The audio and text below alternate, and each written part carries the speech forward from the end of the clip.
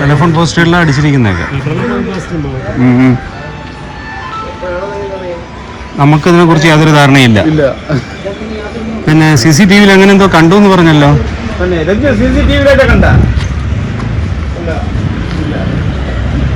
അങ്ങോട്ടുണ്ടോ? നിങ്ങളുടെ ആ ഭാഗത്തോട്ടുണ്ടോ ഇത്? പോസ്റ്റില്ല. പത്രവാർത്ത ഉണ്ടായിരുന്നു, മൊബൈലിൽ മെസ്സേജ് ഉണ്ടായിരുന്നു. അത് കണ്ടപ്പോഴാണ് ജനങ്ങൾക്ക് ഒരു പേടിയായി. തിരുവനന്തപുരം നേമം പോലീസ് സ്റ്റേഷൻ പരിധിയിലാണ് നാട്ടുകാരെ ഭയത്തിലാഴ്ത്തിയ ഈ ഒരു പ്രതിഭാസം കാണുന്നത്. ഇതാരോ ഇന്നലെ രാത്രി മാസ്ക് ധരിച്ചെത്തിയ ചില ആൾക്കാരാണ് ഈ സ്ഥലങ്ങളിൽ ഒന്നാകെ പോസ്റ്റുകളിൽ ഇങ്ങനെ ചുവന്ന പുള്ളി ഇട്ടു പോയത് എന്നാണ് ചില CCTVകളിൽ നിന്ന് മനസ്സിലാക്കിയതെന്ന് നാട്ടുകാർ നമ്മളോട് പറയുന്നത്.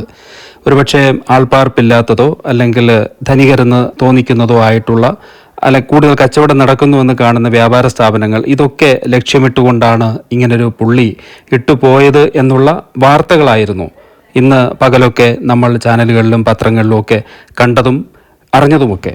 പക്ഷെ അതിൻ്റെ സത്യം എന്തെന്നറിയാൻ വേണ്ടിയിട്ടാണ് നമ്മൾ വെള്ളായണിയിൽ ശാന്തിവിള ഭാഗങ്ങളിലൊക്കെ ഇടറോഡുകളിലും ഇതുപോലുള്ള ടെലിഫോൺ പോസ്റ്റുകളിലാണ് പ്രത്യേകിച്ച് ഈ വട്ടത്തിന് പുള്ളിയിട്ട് പോയിരിക്കുന്നത്. ആ വീടുകളിലൊക്കെ നമ്മൾ ചോദിക്കുമ്പോൾ ഈ വാർത്തയുടെ പുതിയ അപ്ഡേഷൻസ് എന്താണ് എന്ന് അവർ അറിഞ്ഞിട്ടില്ല.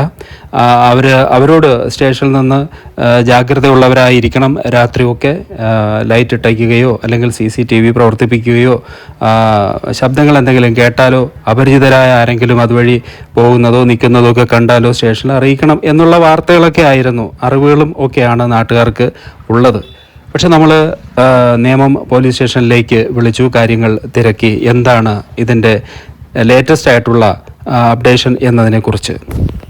സാധാരണ ഇവർ ചെയ്യുന്ന കാര്യം സർവേക്ക് പോകുമ്പോൾ അവിടെയുള്ള കൗൺസിലർമാരെയൊക്കെ അറിയിച്ചിട്ടാണ് പോണത്. അപ്പൊ ഇവർ ലിസ്റ്റിലുള്ള കൗൺസിലർമാരൊക്കെ മാറിയുണ്ട്, പിന്നെ പുതിയ കൗൺസിലർ ആയതുകൊണ്ട് ഇവർക്ക് ആരും അറിയിക്കാൻ പറ്റില്ല. അപ്പോൾ അവർ ഇതിന്റെ ഭാഗമായിട്ട് കുറച്ച് ഭാഗങ്ങളിൽ മാത്രമേ അവർ സ്കെച്ചിട്ട് പോയിട്ടുള്ളൂ. അങ്ങനെയാണ്. അപ്പൊ അവർ നമ്മൾ സ്റ്റേഷനിൽ വിളിച്ച് വെച്ച് രണ്ടുപേരും വന്ന് അവർ ഡീറ്റെയിൽസ് ഒക്കെ നമ്മൾ എടുത്ത് അവർ കോൺട്രാക്ട് ബേസിലാണ് ജോലി ചെയ്യുന്നത്. Okay sir. CCTV ദൃശ്യം ഏത് സമയത്തുള്ളതായിരുന്നു?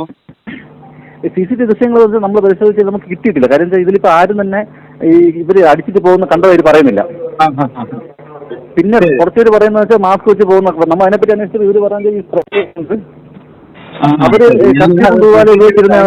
ചോദിക്കാൻ കാരണം എന്താ അറിയാമോ, നമ്മുടെ ശാന്തിവിള ഹോസ്പിറ്റലിന്റെ ഫ്രണ്ടില് ഒരു മെഡിക്കൽ സ്റ്റോറിന്റെ മുമ്പിൽ ഇതുപോലെ അടിച്ചിട്ടുണ്ടേ. അപ്പൊ ആ മെഡിക്കൽ സ്റ്റോറുകാരന്റെ കയ്യില് കഴിഞ്ഞ 3-4 ദിവസത്തെ CCTV ദൃശ്യങ്ങൾ ഉണ്ട്. അപ്പൊ അത് സമയം അറിഞ്ഞു കഴിഞ്ഞാൽ അയാള് നോക്കി തരാമെന്ന് പറഞ്ഞു. അതുകൊണ്ട് സമയം അറിഞ്ഞാൽ നമ്മൾ നോക്കാം, കുഴപ്പമില്ല. സമയം അറിയെങ്കിൽ നമ്മൾ നോക്കാം. ഇവര് വന്നിരുന്നു, ഇവർ വന്ന് നമ്മളൊരു കാര്യം പറഞ്ഞു, ഡീറ്റെയിൽസ് ഒക്കെ തന്നിട്ട് പോയി. അവര് പിന്നെ ഇവരെ ഫോണിൽ തന്നെ ഇതിന്റെ ഒരു മാപ്പ് ഉണ്ട്, അയച്ചു കൊടുത്താൽ. പിന്നെ കല്ലൂർ റോഡ് മുറിച്ച് ഫൈബറിന്റെ കേബിൾ കുറിക്കുന്ന കല്ലൂർ പഞ്ചായത്തിൽ സാങ്ഷൻ വാങ്ങിയ പേപ്പറുകളും ഇങ്ങനെയുള്ള സംഭവങ്ങളെല്ലാം അവരിലുണ്ട്. അപ്പൊ അവരോട് വന്നിരുന്നു, നമ്മൾ വെരിഫൈ ചെയ്തു, എല്ലാം ക്ലിയർ. അത് പേടിക്കേണ്ടൊന്നുമില്ല, അത് അവര് എയർടെലിന്റെ ഭാഗമായിട്ട് ചെയ്തതാണ്. അവര് മാത്രം ഇപ്പൊ ശ്രീകാര്യം ഭാഗത്ത് ഒരു വർക്ക് ചെയ്യുന്നത്. അപ്പൊ അവിടെ നിന്നും പറ്റും ചിലമ്പിലിയാണ്. അത് പേടിക്കണ്ട. അപ്പോൾ ഇവിടെ വന്ന് ജനങ്ങളുടെ ആ ഉത്കണ്ഠ മാറ്റാൻ വേണ്ടി തന്നെയാണ് നമ്മൾ സ്റ്റേഷനിലേക്ക് വിളിച്ചത്. അവിടെ നിന്ന് നമുക്കതിന് നല്ലൊരു മറുപടി തന്നെയാണ് സ്റ്റേഷനിൽ നിന്ന് ഉദ്യോഗസ്ഥർ തന്നത്. അവരുടെ ഭാഗത്തെന്ന് പറയുന്നത് ഈ കരാർ ജോലിക്കാരായിട്ടുള്ള എയർടെല്ലിൻ്റെയോ മറ്റോ കേബിള് കുഴിച്ചിടുന്ന ആൾക്കാർ, അതിൻ്റെ സർവീസ് പ്രൊവൈഡേഴ്സ്, കരാർ ജോലിക്കാരാണ് ഇതിൻ്റെ പിന്നിൽ പ്രവർത്തിച്ചത്. അവർ ഇതിൻ്റെ ഇതുമായിട്ട് ബന്ധപ്പെട്ട എന്തോ സർവേയുടെ ഭാഗമായിട്ടാണ് ഒരു അടയാളപ്പെടുത്തലുകൾ ഇങ്ങനെ നടത്തിപ്പോയത്.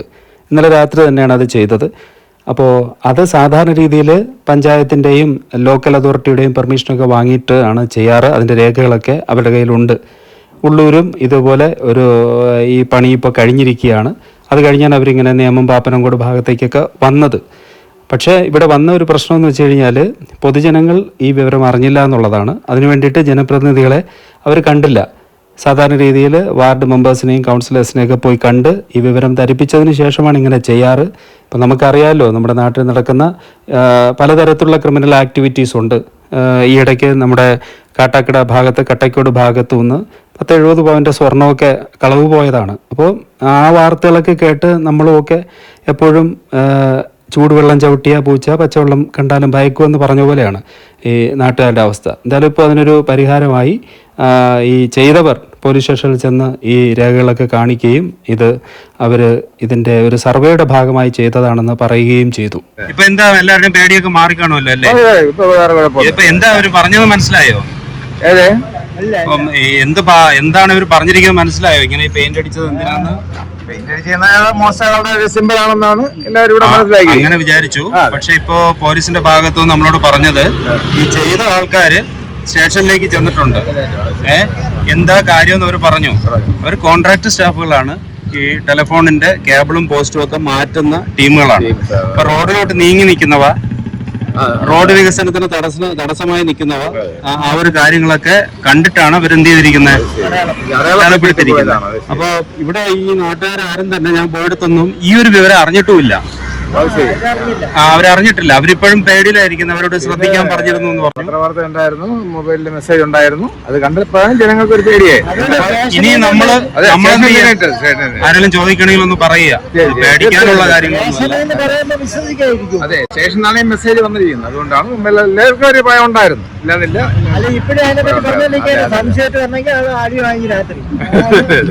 അടിച്ച് നമുക്ക് ആൾക്കാരെ ഉപദ്രവിക്കാനും പെർമിഷൻ ഇല്ല. അറിയില്ലല്ലോ, സത്യാവസ്ഥ ഇപ്പോഴേ മനസ്സിലായത്. ഞാനിത് പറയാൻ നിങ്ങളുടെ വീഡിയോയിൽ വരുത്തിച്ച് പറയുന്നത് കുറച്ചാളെങ്കിലും അറിഞ്ഞിരിക്കട്ടെ.